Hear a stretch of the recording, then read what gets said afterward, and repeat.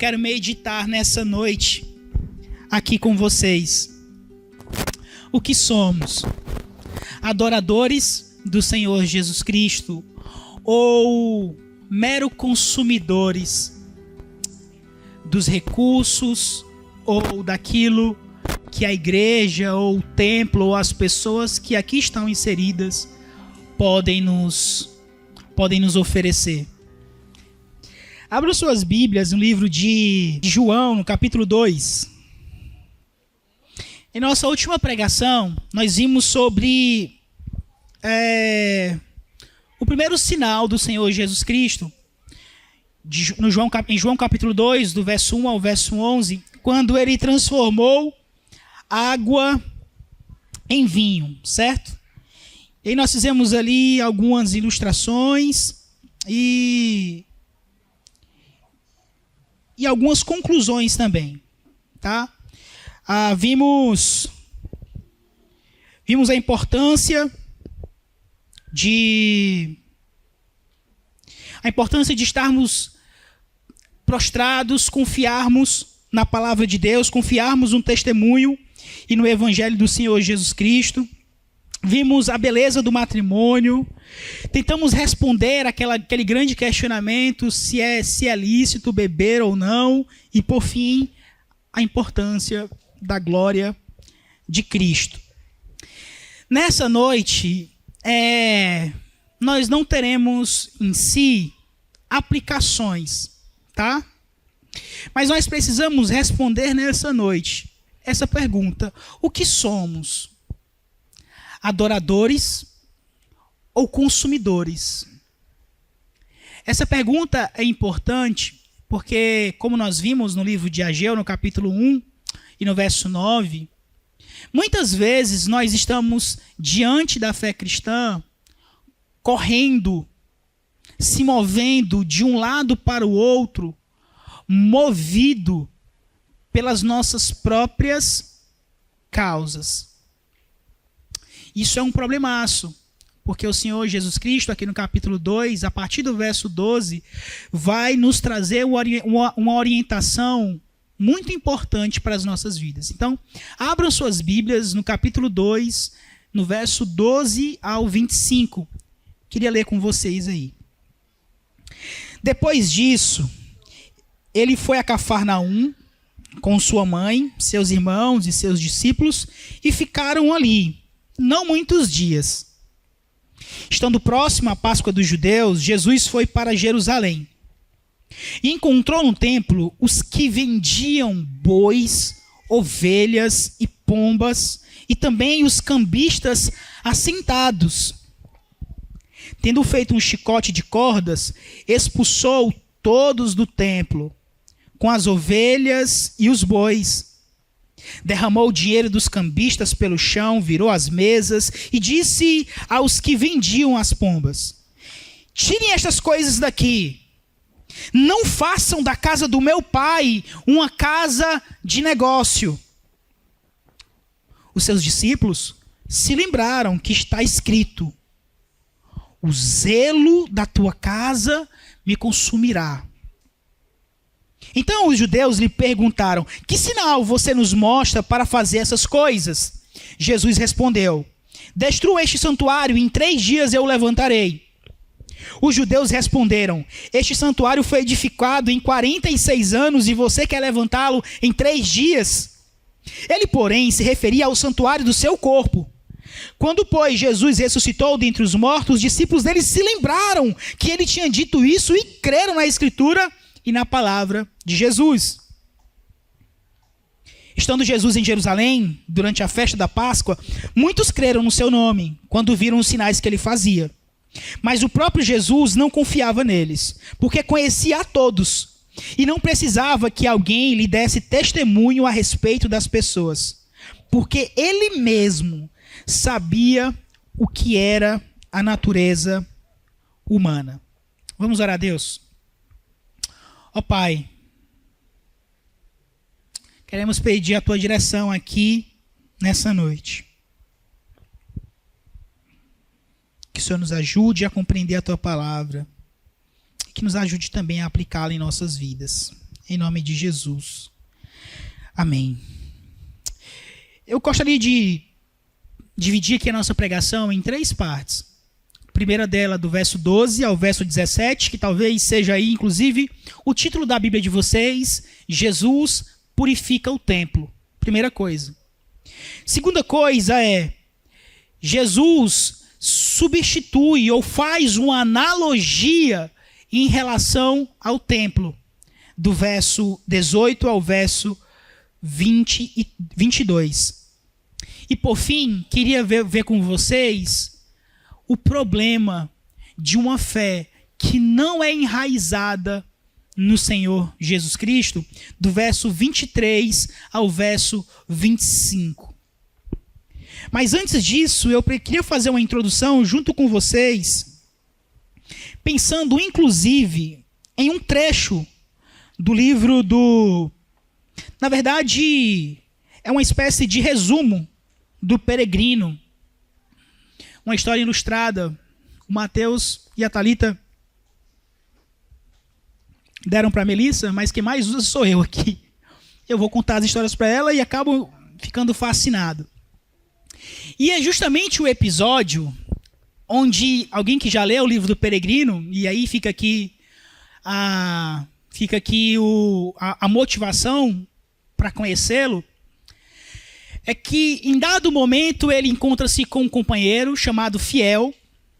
Eles entram na Feira das Vaidades, e naquela cidade da Feira das Vaidades, o Fiel é morto. Então ele busca uma saída e ele sai, ele foge, e ele é liberto da Feira das Vaidades.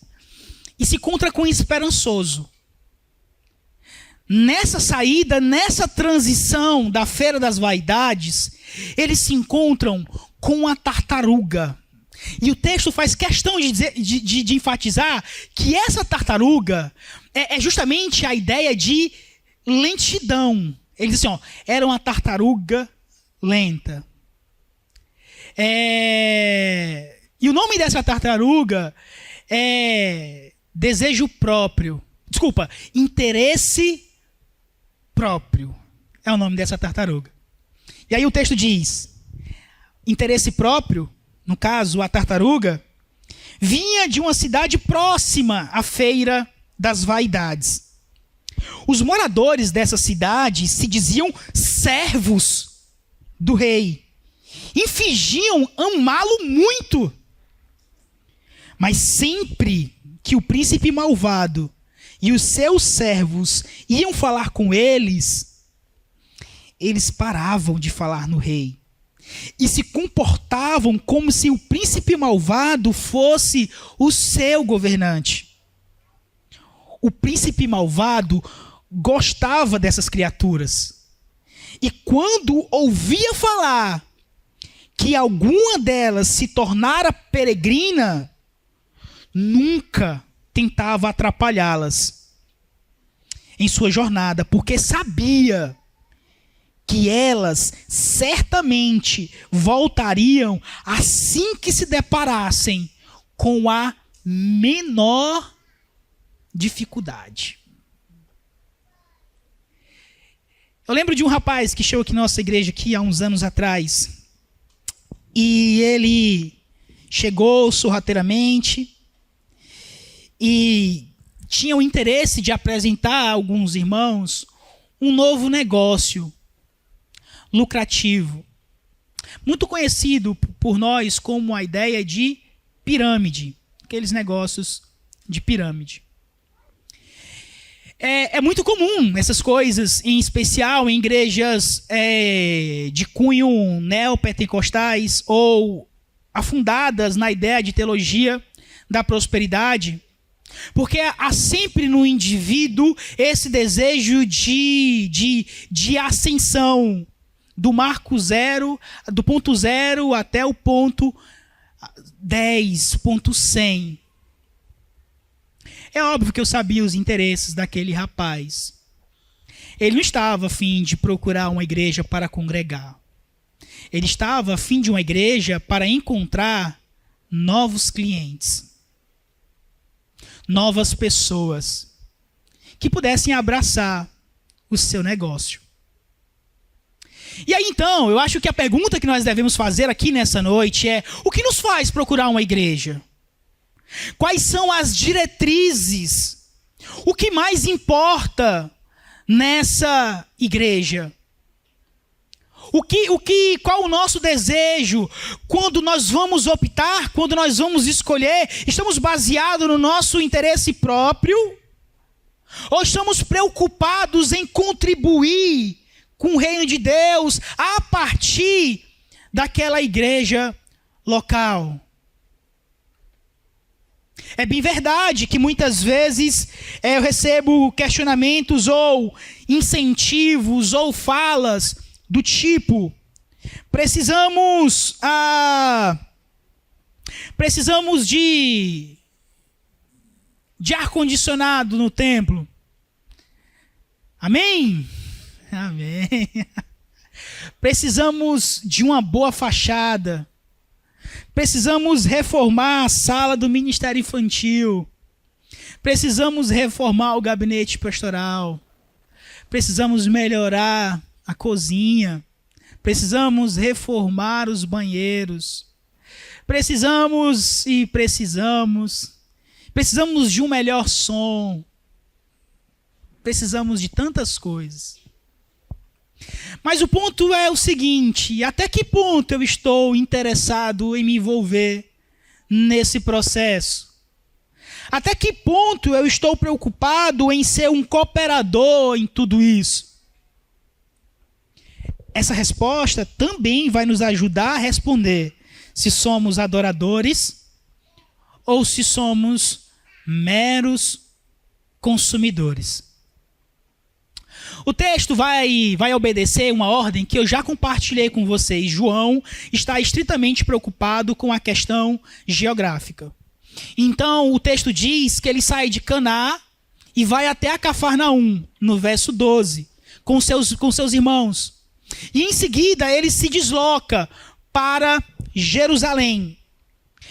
E aí, esse momento específico que ele vai se deslocar a Jerusalém é justamente o período da Páscoa dos judeus.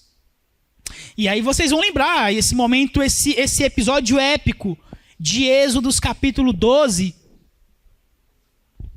quando é o período onde eles vão agora sair do Egito. E essa Páscoa é instaurada, é instituída nesse momento, momentos antes dessa saída. É o momento onde o Senhor já havia desbancado todas aquelas divindades do Egito. E agora eles são convocados, eles são ordenados a partilhar do momento da Páscoa lá no Egito. Lá em Êxodo capítulo 12. A ideia é o seguinte: olha, vocês vão matar um cordeiro. Aqueles que não têm, aquelas famílias que são pobres, juntem-se com as que têm. Façam tudo isso juntos. E quando acabar esse episódio, cajado na mão, cinjam os lombos, sandália nos pés, é hora de partir. É hora de partir rumo a Canaã. Rumo à cidade, a cidade prometida a esse povo.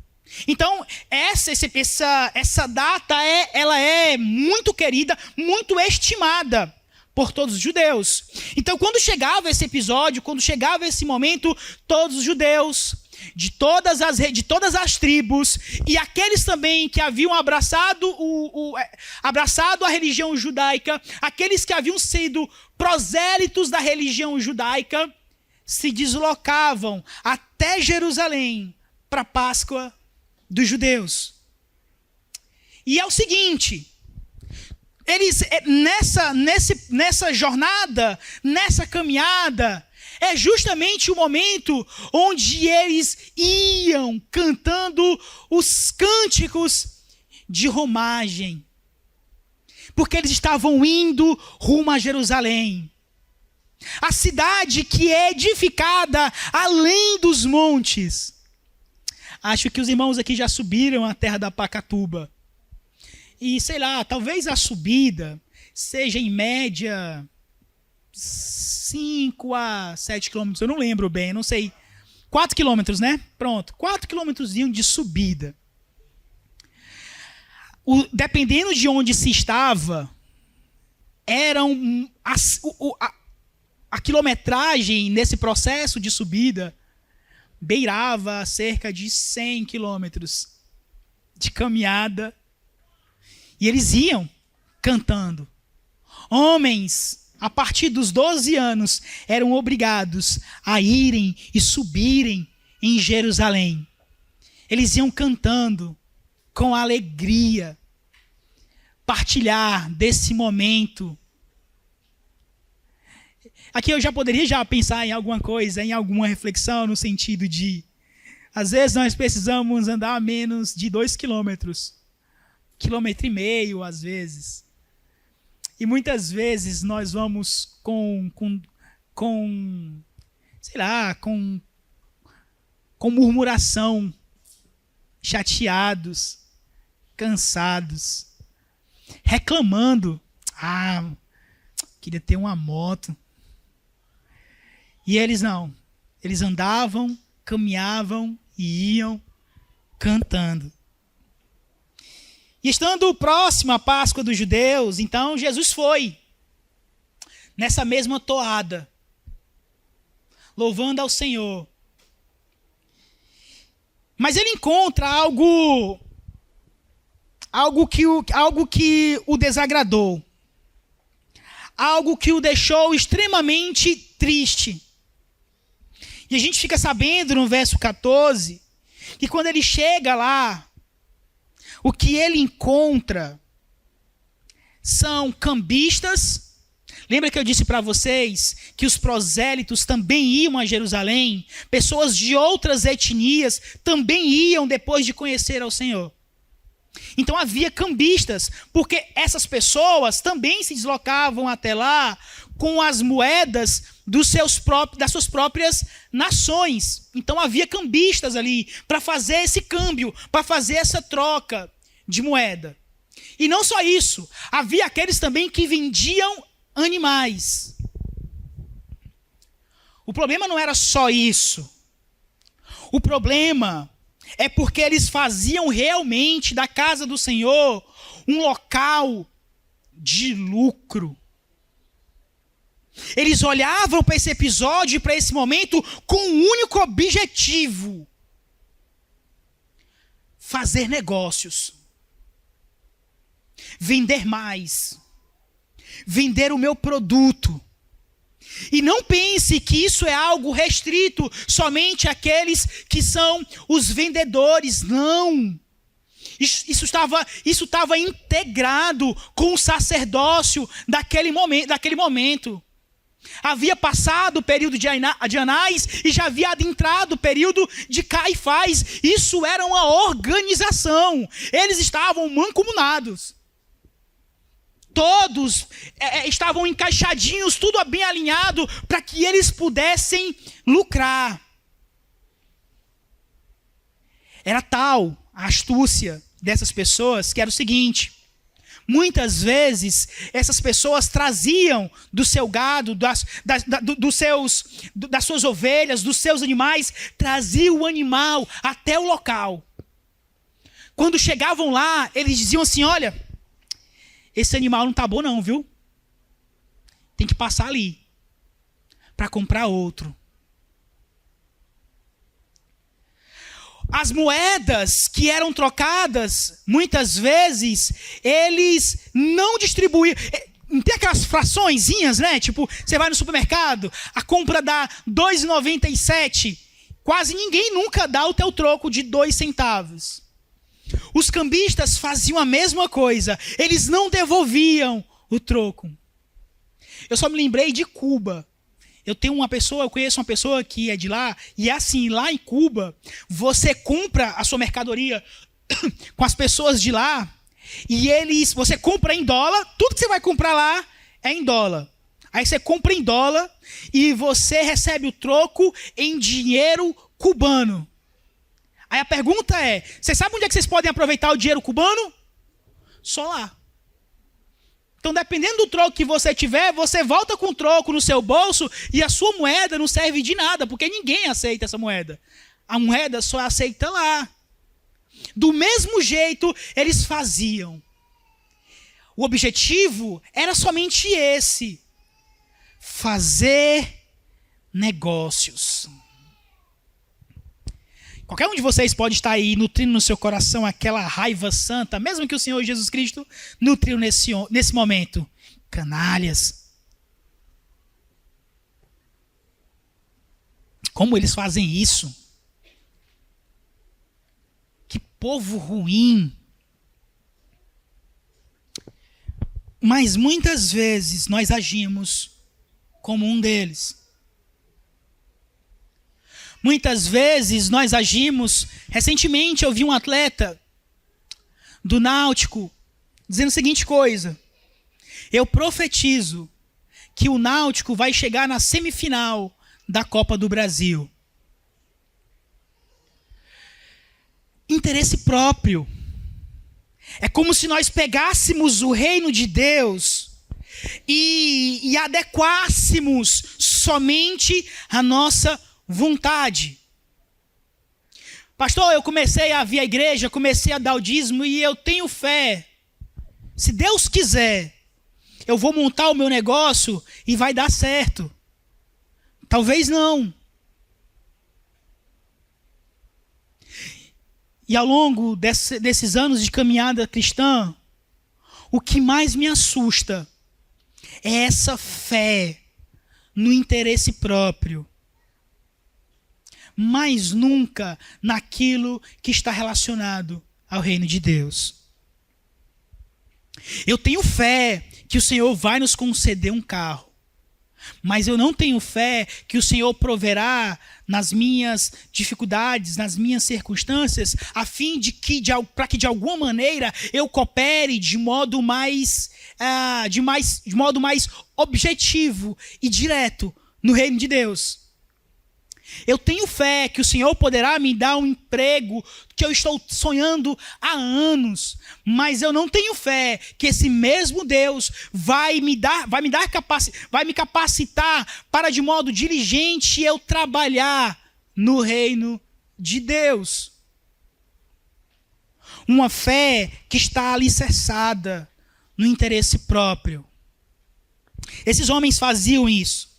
Então, o que Jesus faz é o seguinte: ele fez um chicote de corda, expulsou todos do templo com as ovelhas e os bois, derramou o dinheiro dos cambistas pelo chão, virou as mesas e disse aos que vendiam as pombas: tirem estas coisas daqui.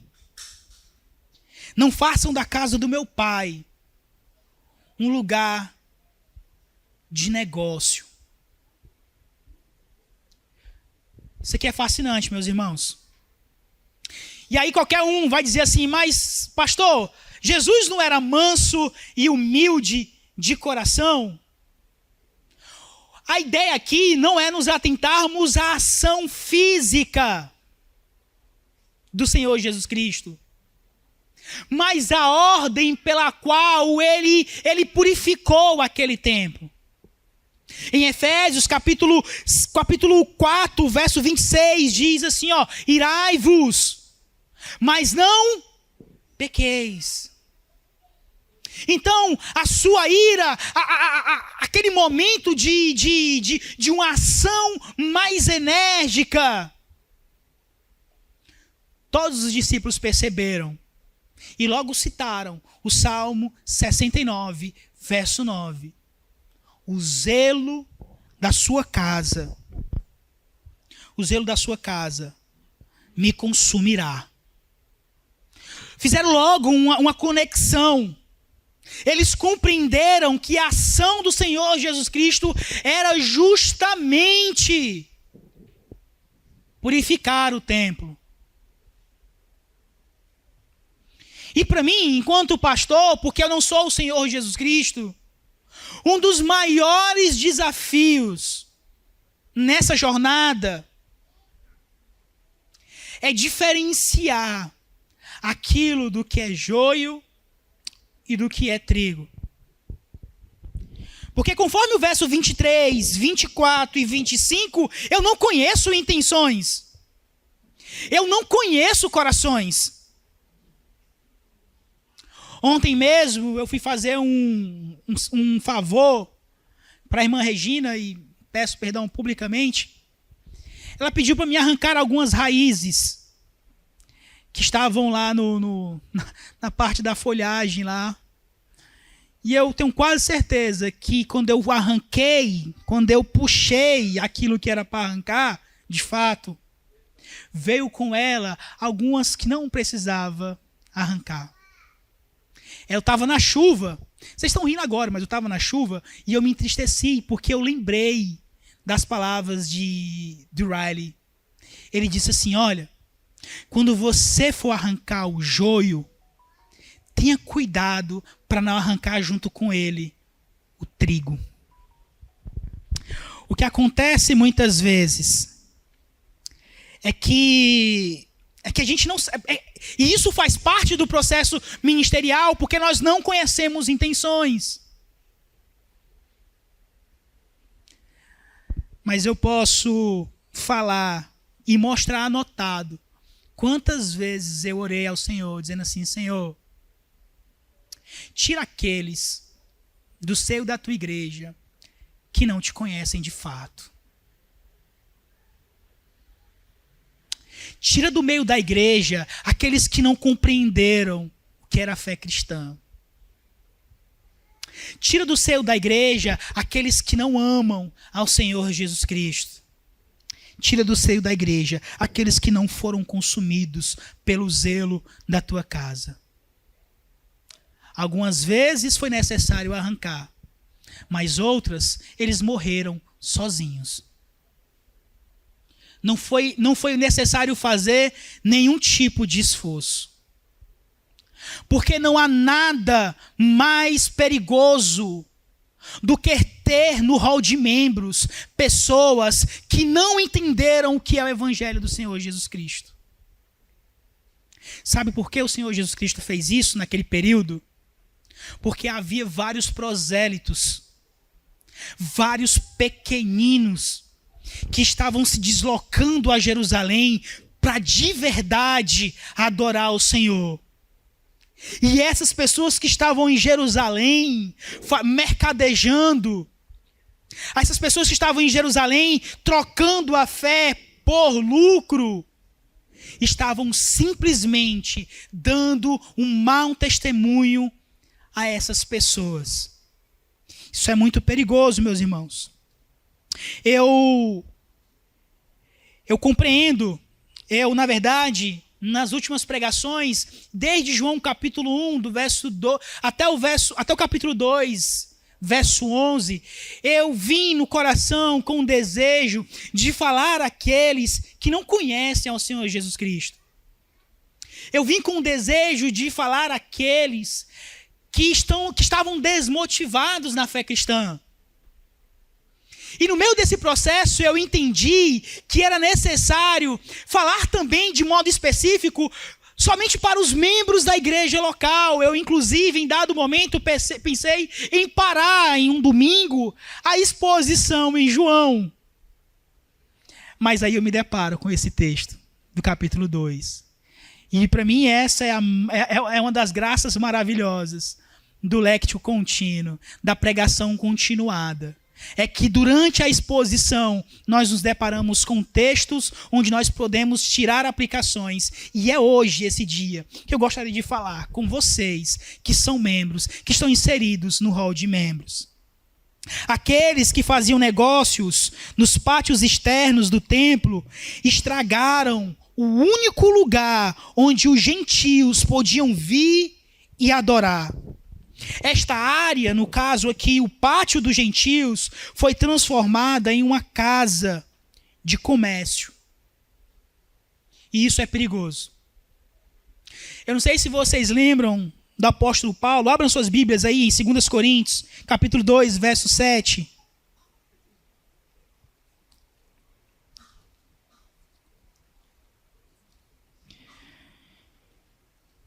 Desculpa, verso 17. Ele diz assim, 2 Coríntios capítulo 2, verso 17, diz assim, olha, porque nós não estamos, como os tantos outros, mercadejando a palavra de Deus. Pelo contrário, em Cristo é que falamos na presença de Deus, com sinceridade e da parte do próprio Deus. Nós não estamos aqui a fim de lucros ilícitos. Nós não estamos aqui a fim de vender a fé cristã, não. Nós estamos aqui sendo instruídos, direcionados e outorgados pelo poder do Espírito Santo, pregando a palavra de Deus. Então isso é um perigo muito grande. Quando nós, como eu falei outrora, temos no hall de membros pessoas que estão muito mais interessados em lucros, em interesses próprios. Seja ela na liderança, na frente da igreja, como pastor, líder, o que quer que seja, ou seja apenas alguém, quer na membresia, quer como congregado, que esteja simplesmente procurando os seus próprios interesses. Nós seguimos adiante, então, vemos o verso 18. Então os judeus lhe perguntaram, ok, que sinal você nos mostra para fazer essas coisas? Do verso 12 ao verso 17, o que fica claro primeiro é a autoridade do Senhor Jesus Cristo, sua divindade. A citação do Salmo 69, inclusive, nos ajuda a compreender sua autoridade e sua divindade. Então, se no primeiro momento a preocupação do Senhor Jesus Cristo é com esses gentios, é com esses que estão se deslocando até lá, no segundo momento, ele vai falar aos judeus. Então, eles perguntam assim, nos dê uma prova aí, nos dê um sinal aí. E aí, então, ele diz assim, destruam esse santuário, e em 3 dias eu o levantarei. Eu fico pensando no tom de ironia dos discípulos, dos judeus, dizendo, este santuário foi edificado em 46 anos. Você está dizendo que em 3 dias você vai edificar esse santuário? A gente precisa também recorrer a alguns fatos históricos. Primeiramente, em 586, o templo foi destruído e tomado pelos caldeus, pelos babilônicos. Eles vão para o exílio, e aí, quando chega em Esdras, capítulo 1, verso 4, eles recomeçam a reconstrução do templo. E ali, quem estava à frente, como eu falei, no início do culto, no momento do ofertório, era Zorobabel e Josué, filho de Josadaque. Ok, o templo foi erguido nas medidas não tão generosas como foi aquele templo antigo. Mas aí quando chega no ano 20 a.C., Herodes diz assim, olha, vamos ampliar esse templo. Vamos torná-lo novamente cheio de adorno, cheio de pompa. Então eles recomeçam novamente a construir. Então, o ano 20 antes de Cristo, então vem prosseguindo até esse período. É muito provável que nesse período que o Senhor Jesus Cristo está falando, esse templo, nos moldes, nos projetos de Herodes, ainda não tinha sido concluído. Mas essa é a datação. E por isso eles dizem, olha, nós levantamos aqui em 46 anos. Você está querendo dizer que com 3 dias você vai reconstruir o templo? E para mim é o perigo isso aqui dos descrentes. Esse é o perigo dos descrentes.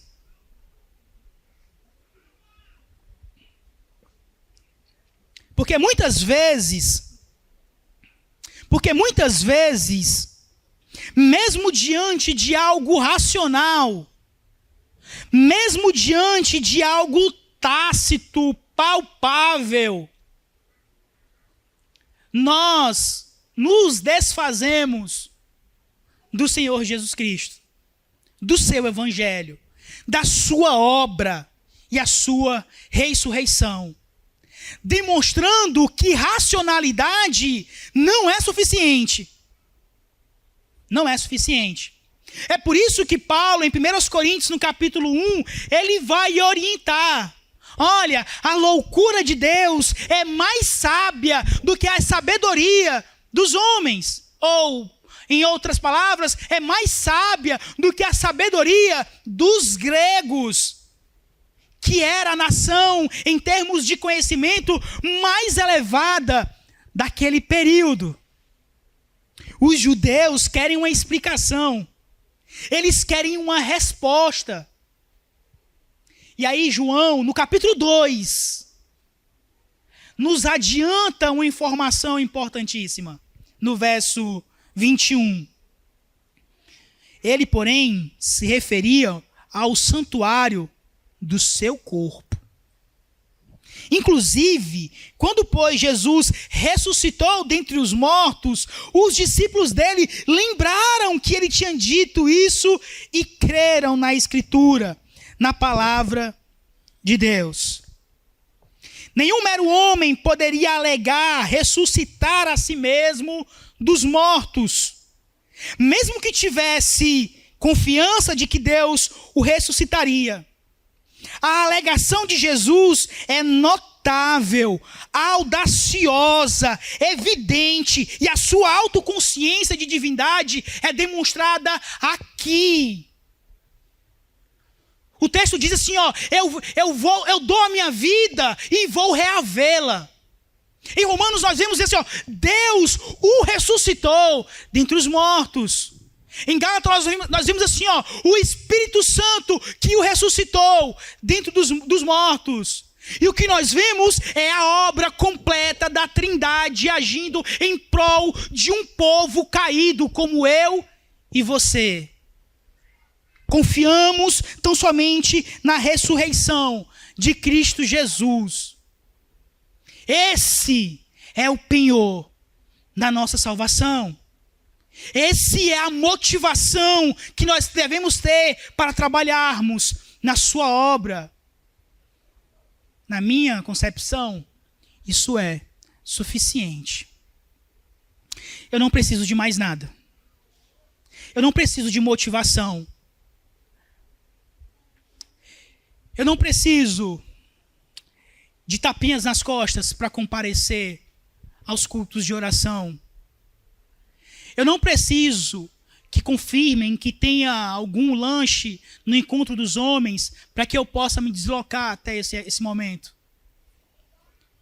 Eu não preciso de mais nada. O que eu precisava, eu já recebi em Cristo Jesus.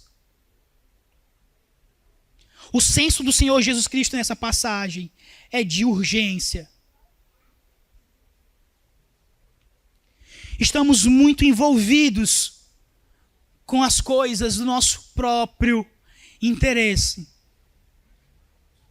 Eu já falei há 2 domingos atrás, nós temos mão de obra sobrando.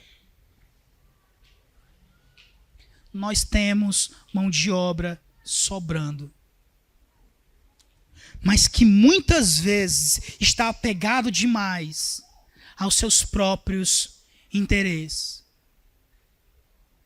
Pasmem vocês, os algozes do Senhor Jesus Cristo lembraram dessa passagem aqui. Em Mateus capítulo 27, verso 40, aqueles que estavam ali tomando as suas vestes, que estavam ali nesse processo de crucificação, disseram o seguinte: olha, vai, derruba o templo aí e ergue ele aí novamente. Não é você que é Deus? Em Marcos capítulo 15, verso 29, do mesmo jeito, vai. Ergue aí novamente, ergue aí o templo aí que você disse que ia erguer aí. Você não é Deus? Mas sabiam eles que havia uma obra muito maior a ser completada. Quando na cruz ele diz o seguinte: está consumado.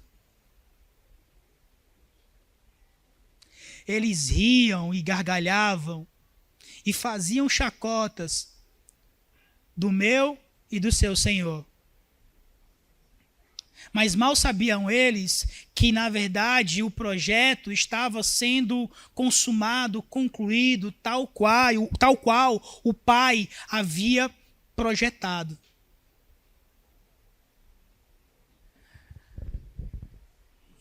Ensaio da Luz, do Marcos Telles, vai falar sobre isso. Enquanto eles riam, ele estava fazendo uma obra grandiosa. E é sempre triste pensar nisso, porque eu já brinquei. Eu já fiz pouco caso dessa mensagem. E há pessoas que na nossa jornada, ao nosso redor, farão pouco caso dessa mensagem. Vão chacotear, vão brincar, até se depararem com a conclusão de Filipenses, quando diz assim, olha, todo joelho se dobrará e toda língua confessará que Ele é Deus. O texto tu vai seguir adiante, e aí nós vamos ver que estando Jesus em Jerusalém, durante a festa da Páscoa, muitos creram no seu nome, quando viram os sinais que ele fazia. O David citou aqui, João capítulo 6, na semana passada, no último domingo, e é justamente isso mesmo. Muita gente estava seguindo a Jesus pelo que ele poderia oferecer. E aí nós vemos que isso também está aqui, no capítulo 2. Só que o próprio Jesus, no verso 24, não confiava neles, porque conhecia a todos.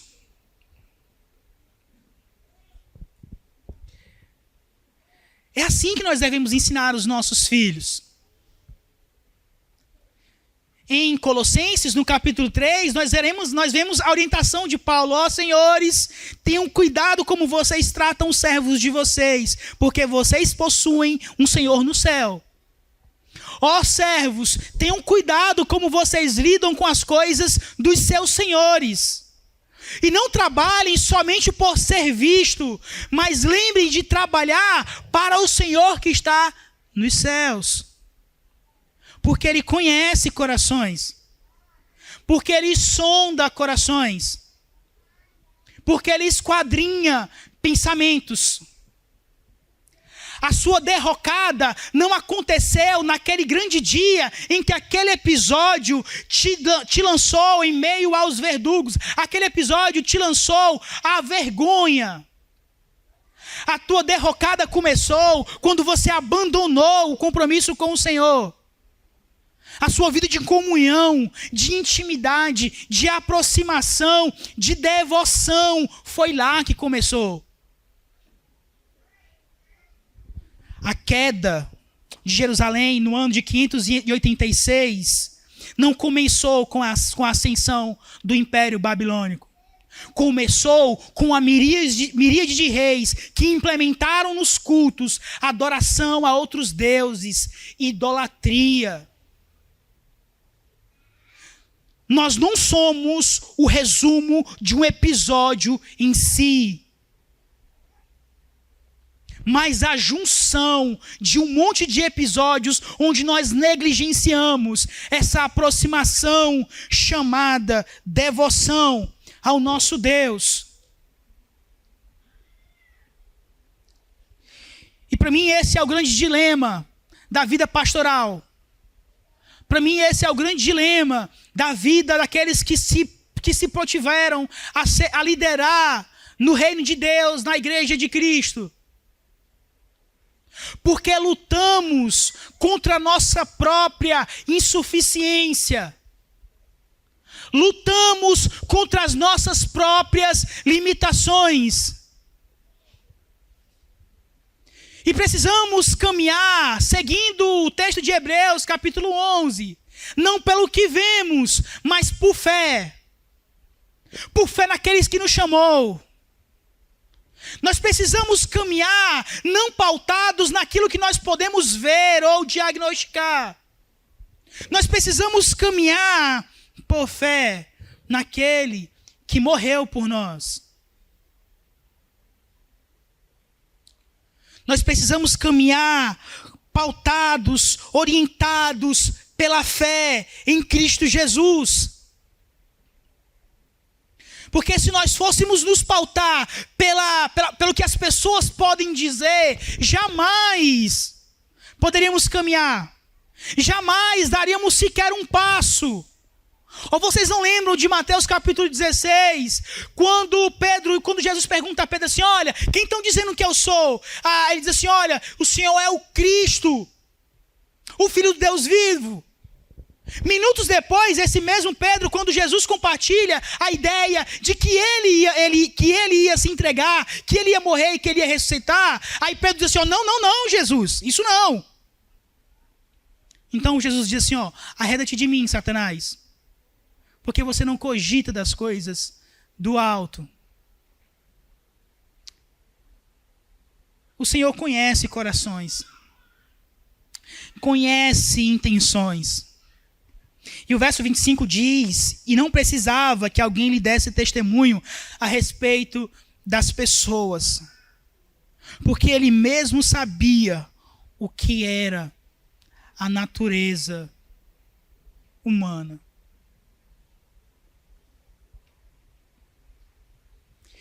Qual sentido? Façam uma carta, mandem para o e-mail da igreja. Qual sentido de passar anos sendo um membro da igreja, sentando nesses bancos, sem se comprometer em servir? Qual sentido faz você ser dizimista dessa igreja se você mal comparece às assembleias onde são prestadas contas de tudo que é feito com o dinheiro que você emprega?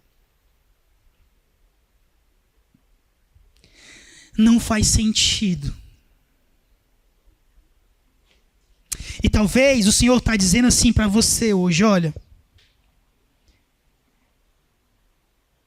eu conheço o testemunho dessas pessoas. Eu conheço a natureza de vocês.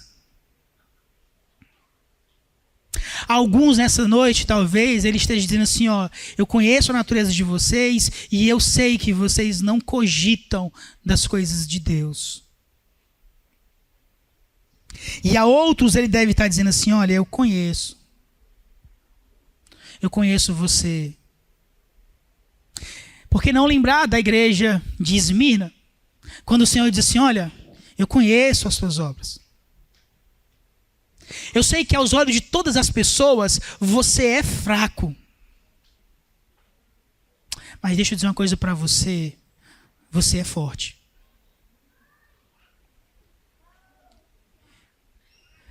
Caminhar pela fé é se desfazer do interesse próprio. O problema da tartaruga lenta, e o texto vai continuar, é o seguinte: eles estavam caminhando, interesse próprio, cristão e esperançoso. E aí, na jornada, eles se depararam com uma tempestade à medida que eles iam se distanciando da feira das vaidades. Quando o interesse próprio viu a tempestade, ele olhou e disse assim: rapaz, não é melhor a gente ficar aqui não? Não é melhor a gente se assentar aqui e esperar essa chuva passar? Então, cristão e esperançoso, o esperançoso ainda balançou assim, dizendo assim: rapaz, pensando bem, é melhor a gente sentar aqui e esperar essa tempestade. Eu acho que o interesse próprio está certo. E aí então o cristão disse o seguinte, abre aqui um parêntese. O cristão, nessa saída da feira da vaidade, acabara de ver o seu amigo fiel ser morto por aquelas pessoas. O cristão poderia ter saído daquela cidade desmotivado. Poderia ter voltado para a cidade da destruição. Mas apegado ao testemunho do seu companheiro de jornada fiel, ele disse para o esperançoso: é o seguinte, a gente não vai parar não. A gente está de rumo à cidade celestial e nós não podemos parar diante de qualquer dificuldade. Vocês acham que o interesse próprio seguiu? Não. Ele disse assim: tá bom, se vocês quiserem, vocês podem ir na frente. Eu vou esperar mais um pouquinho. Então eles continuaram. E mais 3 ou 4 amigos que vinham da Feira das Vaidades se uniram a interesse próprio. E esse capítulo encerra dizendo o seguinte: os 4 se perderam no meio da jornada. O Senhor Jesus Cristo, nessa noite, tem convocado gente que não busca o seu próprio interesse, que não busca somente aquilo que lhe convém. Ele chama verdadeiros adoradores, que não estão restritos à questão religiosa, porque mais lá na frente, talvez lá para meados de agosto ou setembro, nós veremos o capítulo 4 de João, quando nós vemos aquela mulher samaritana, e ele diz assim: olha, haverá um tempo que os verdadeiros adoradores adorarão como? Em verdade. E isso independe se fazem parte ou não de um hall de membros. Isso independe se eles possuem alguma vocação ou título de pastor, presbítero ou diácono.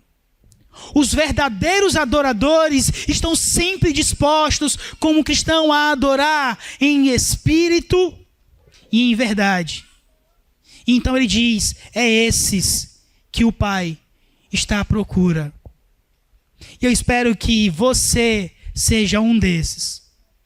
Ixi, pastor, estava olhando aqui, eu acho que nessa história aí, eu era o interesse próprio. Tudo bem, irmão.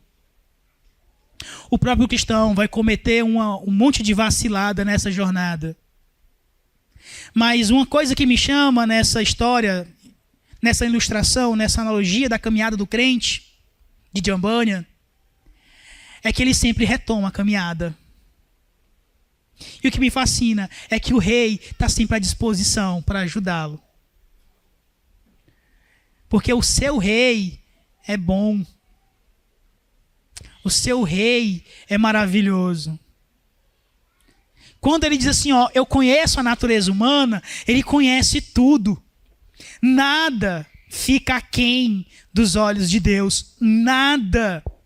Então, o texto vai dizer assim, ó, nenhum fio de cabelo seu cai sem que ele o saiba.